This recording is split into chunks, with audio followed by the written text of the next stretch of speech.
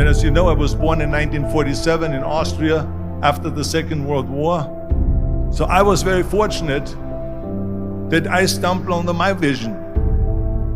And I didn't really like Austria when I grew up. I couldn't wait to get out of there. I couldn't see myself becoming a farmer or a worker in a factory or anything like that. Even though my parents wanted me to stay there and have a normal life. But that was their vision, not mine. My vision was totally different. I felt that I was born for something special, for something unique, for something big.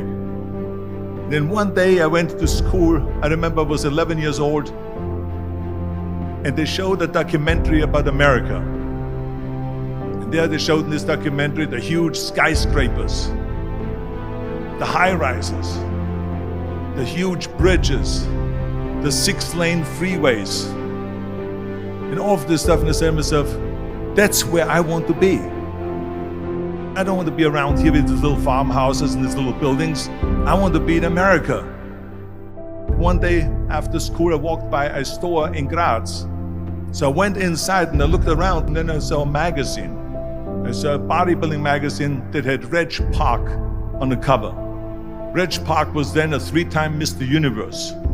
And I saw him on the big screen as Hercules.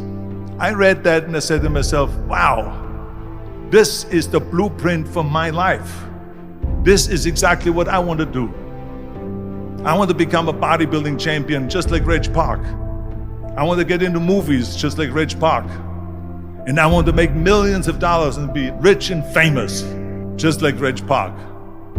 Do you know how great it felt that I knew where I was going? Imagine the majority of people don't know where they're going.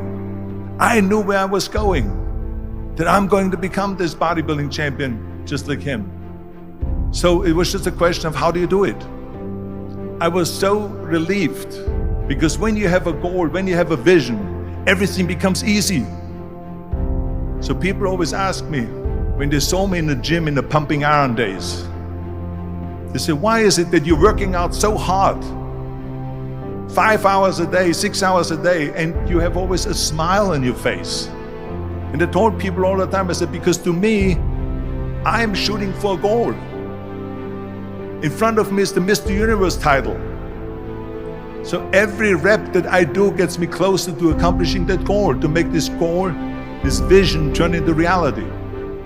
Every single set that I do, every repetition, every weight that I lift will get me a step closer to turn this goal into reality. So I couldn't wait to do another 500-pound squat. I couldn't wait to do another 500-pound bench press. I couldn't wait to do another 2,000 reps of sit-ups.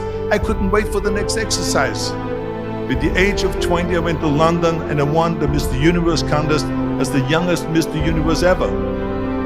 And it was because I had a goal. So let me tell you something, visualizing your goal and going after it makes it fun.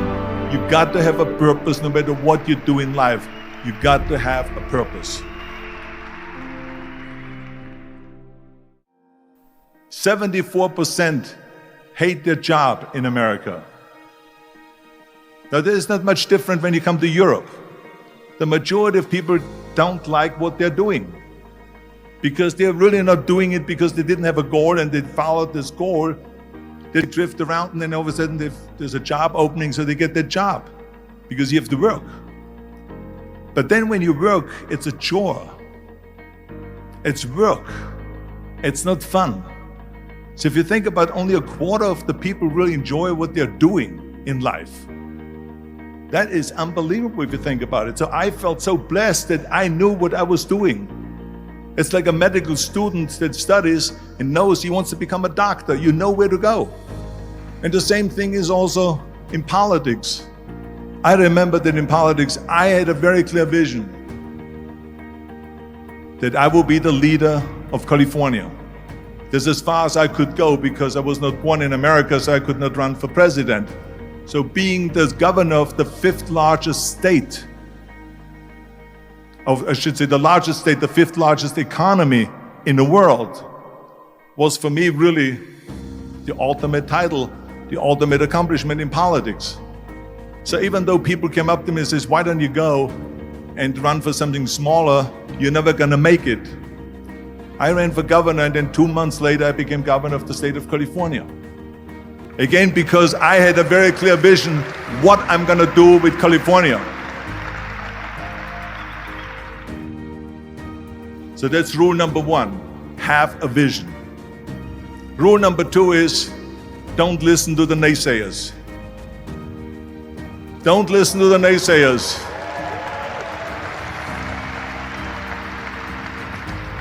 Everything I ever did, the thing that I heard out of people's mouth was, that's impossible. That can't be done. Or no. That is exactly what I heard, and of course I proved to the people that it can't be done. So whenever someone said to me, it can't be done, I heard, it can be done. When they said no, I heard yes. And when they said it's impossible, I heard, it is possible. I'm a strong believer of what Nelson Mandela said, that everything is always impossible until someone does it. Well, I'm gonna be the one, I said to myself, I'm gonna do it and I'm gonna show it to them. Maybe it has never been done before. That's perfectly fine with me. But I'm gonna do it. And I did not listen to the naysayers. It's all about the hard work that you put in. I said to myself, in bodybuilding I worked out 5-6 hours a day. I'm gonna do the same thing now for acting. And of course I went to college to study English. I studied the accent removal, acting classes, and all of this stuff, all day long. I worked and I worked and I worked. And within a short period of time, I made one movie called Hercules in New York, which of course went right into the toilet. But it didn't discourage me. I still had the same vision. And then all of a sudden I did Streets of San Francisco. I did Stay Hungry and Pumping Iron and The Villain. And then all of a sudden I was asked by Dino De Laurentiis and by Universal Studio to star in Conan the Barbarian. And after I did Conan the Barbarian, the director at the press conference said to the press, the director was John Milius. He said to the press, if we wouldn't have had Arnold, we would have had to build one. So think about that. The very body that they said can never be sold because the time is wrong. A few years later, I'm doing Conan the Barbarian, and it was the #1 hit at the box office when it came out in the summer of '82. Think about that. And the director says, if we wouldn't have had his body, we would have had to build one. So all of a sudden, my body became an asset, not a liability. And the same thing was with Terminator. After we were finished filming Terminator, Jim Cameron said to the press, if Arnold wouldn't have had that accent and talked like a machine, I think the movie wouldn't have worked. So think about that. The body and the accent that they attacked was an asset. But I didn't listen to those losers. I didn't listen to them at all. It's just the reality of it is that you cannot listen to the naysayers. So this is a very important lesson for all of you. So when someone says, no, this is a stupid idea, you in your mind, you don't have to say it, but in your mind just say to yourself, you asshole. What do you know?